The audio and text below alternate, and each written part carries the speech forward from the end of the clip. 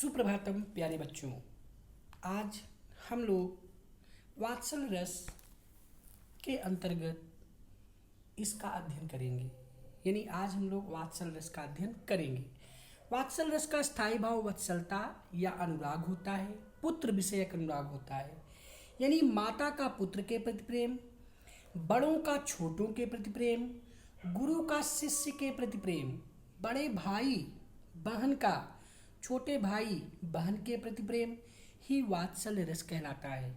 इसका स्थायी भाव वत्सलता या अनुराग होता है। वात्सल्य रस दो प्रकार का होता है, संयोग वात्सल्य रस और वियोग वात्सल्य रस। संयोग वात्सल्य रस में जहाँ पर माता का पुत्र के प्रति, बड़ों का छोटों के प्रति, गुरु का शिष्य के प्रति, बड़े भाई का छोटे भाई या बहन के प्रति जो मिलन का प्रेम होता है वह संयोग वात्सल्य रस कहलाता है। उदाहरण के जैसे किलकत कान्ह घुटुरुवन आवत, मणिमय कनक नंद के आंगन, बिंब पकड़ी बैधावत, कबहु निरखी हरू कबहु निरखी हरि, आप छाह को कर सो पकड़न चाहत, किलकी हसत राजत द्वैदतिया, पुनि पुनि तेहि अविगाहत, किलकत कान्ह घुटुरुवन आवत। यहाँ पर एक माँ का अपने पुत्र के प्रति जो एक मिलन का वर्णन प्रस्तुत किया गया है, यही हमारा संयोग वात्सल्य रस कहलाता है। वियोग वात्सल्य रस में जब माँ का पुत्र के प्रति, बड़ों का छोटों के प्रति, गुरु का शिष्य के प्रति, बड़े भाई बड़ी बहन का छोटे भाई और छोटे बहन के विरह के प्रति जो प्रेम होता है वह वियोग वात्सल्य रस कहलाता है। जैसे संदेशो देवकी सो कहियो, संदेशो देवकी सो कहियो, हूँ तो धाम तिहारे सुत की, कृपा करत ही रहियो, संदेशो देवकी सो कहियो।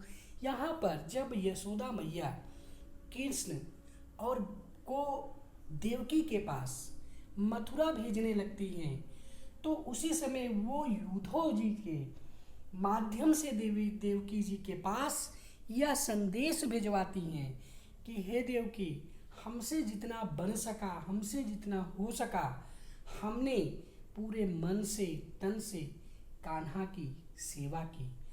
अब मैं कान्हा को आपको समर्पित कर रही हूँ, इसलिए आप मेरे कान्हा की हर प्रकार की सुविधाओं का, सुख का ख्याल रखिएगा।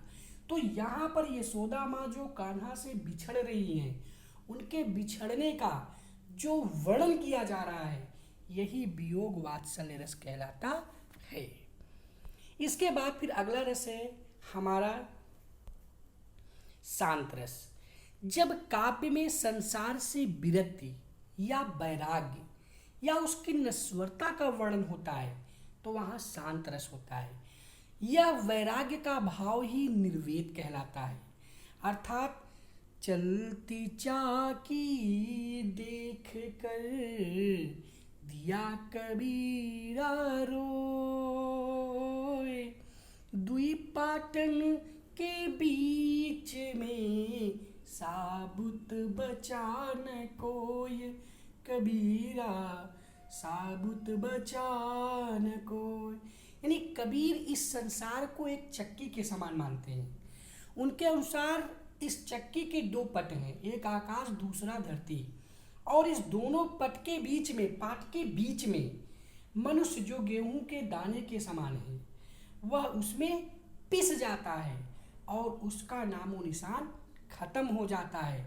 तो ऐसी स्थिति में जो एक विरक्ति की भावना उत्पन्न होती है इस संसार के प्रति, जो एक नश्वरता की भावना उत्पन्न होती है इस संसार के प्रति, वही शांत रस कहलाता है। वे मन तन कागज का पुतला, लागे बूंद बिनस जाए, छिन में गर्भ करे क्या इतना। मतलब ये जो मन है, यह जो हमारा शरीर है, यह कागज के एक पृष्ठ के समान है। जिस तरह से कागज के पुतले पर अगर जल की बूंद पड़ जाती है तो वह कागज का पुतला गलकर नष्ट हो जाता है, उसी तरह से हमारा ये शरीर भी नश्वर है, क्षण मात्र में यह भी नष्ट हो जाती है। अतः हमें इस नश्वर शरीर पर गर्व नहीं करना चाहिए। तो यहाँ पर जो संसार से विरक्ति, वैराग्य या नश्वरता की जो भावना उत्पन्न हो रही है, यही शांत रस कहलाता है। शांत रस का स्थायी भाव निर्वेद होता है अथवा वैराग्य होता है। इसके बाद भक्ति रस। भक्ति रस का स्थायी भाव देव विषयक अनुराग होता है। इसके अंतर्गत ईश्वर की महिमा का वर्णन सुनकर मन में जो भाव उत्पन्न होता है तथा जब यह रस की अवस्था में पहुंच जाता है तो वहाँ भक्ति रस होता है। जैसे उलट नाम जपत जग जाना, अबाल्मीक भय ब्रह्म समाना। यानी भगवान श्री राम के नाम को मरा मरा जपते जपते वे भगवान श्री राम के जैसे हो गए और इस संसार में वे वाल्मीकि के नाम से प्रसिद्ध हुए। तो इस तरह से यहाँ पर जो भक्ति ईश्वर के प्रति वाल्मीकि जी की थी, वही यहाँ पर आपका भक्ति रस कहलाता है। इसके अलावा मेरो मन अनंत कहाँ सुख पावे, उड़ जहाज के पंछी फिर जहाज पर आवे। तो मतलब मेरा मन कहीं अनंत कहीं अन्यत्र सुख पा ही नहीं सकता। जैसे व्यक्ति इस संसार में चारों तरफ घूमता रहता है और अंत में वह ईश्वर के ही शरण में आता है, ठीक वही स्थिति यहाँ पर जो है कवि की होती है। तो इस तरह से यहाँ पर भक्ति रस है। आज के लिए बस इतना ही। धन्यवाद, नमस्कार।